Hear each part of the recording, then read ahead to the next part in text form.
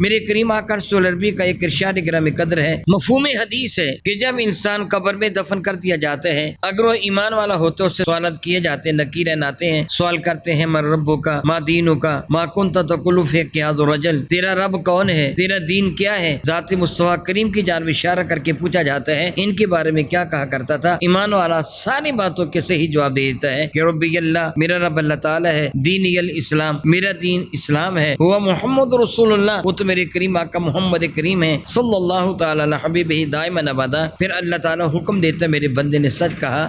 اس کے لیے جنت کا بچھونا بنا دو، اس کی قبر کو حد نگاہ تک وسیع اور منور کر دو، اس کی قبر کو جنت کے باغوں میں سے ایک باغ بنا دو۔ یہ سب کچھ کر دیا جاتا ہے۔ پھر اس کے پاس ایک شخص آتا ہے،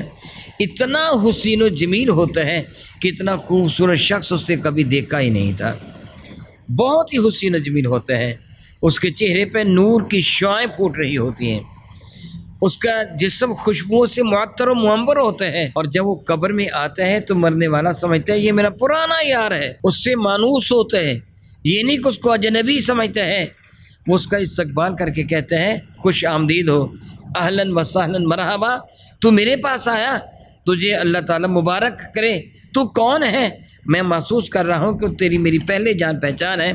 وہ کہے گا تجھے مبارک ہو، میں تیرا نیک عمل ہوں جو تو دنیا میں کیا کرتا تھا، اب میں تیرے ساتھ رہوں گا، تیرا مونس ہوں گا، غم خوار ہوں گا، تیرے ساتھ رہوں گا۔ وہ بندہ بہت خوش ہو جاتا ہے، پھر اس کو یوں نیند کی وادی میں نم کنومت العروس، جس طرح خواب ہوتا ہے اس طرح خواب کے انداز میں پھر وہ جنت کی سیریں کرتا ہے، رب کریم کی نعمتوں سے لطف اندوز ہوتا ہے، یہاں تک کہ قیامت قائم ہو جاتی ہے۔ اس کے برعکس جو خبیث انسان ہوتا ہے، جو میرے کریم آقا رسول نبی کو پہچاننے سے انکار کر دیتا ہے، سوالوں کا جواب صحیح نہیں دے پاتا، رب کریم ارشاد فرماتے ہیں اس کی قبر کو جہنم کے گڑھوں میں سے گڑھا بنا دو، ایسے کر دیا جاتا ہے۔ پھر اس کے پاس ایک بڑا ہی خبیث، بدبودار، خوخوار، دہشت گرد، ایک بہت ہی بری شکل والا آتا ہے، جس کی شکل سے نفرت ٹپک رہی ہوتی ہے، جس کا چہرہ نہایت ہی بھیانک اور ڈراؤنا ہوتا ہے، جس میں اتنا شدید بدبودار ہوتا ہے کہ ناک دی نہیں جا سکتی۔ وہ اس کے قریب آتا ہے، اس کو جھنجھوڑتا ہے، اس کو مارتا ہے، اس کے اوپر سوار ہو جاتا ہے۔ وہ کہتا تو کون خبیث ہے جو مجھے تنگ کر رہا ہے؟ میں تو پہلے ہی مصیبت پہ پھنسا ہوا ہوں، میری تو پہلے ہی جان مصیبت میں جہنم کی آگ میں جل رہا ہوں، تو مزید مجھے عذاب دینے کے لیے آ گیا۔ کہے گا بدبخت پہچان میں تیرا برا عمل ہوں۔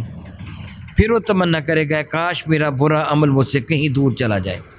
ایک سزا تو جہنم کی مل رہی ہے اور برا عمل ایک شکل بن کر مجھے سزا دے رہا ہے، اے کاش یہ مجھ سے دور چلا جائے۔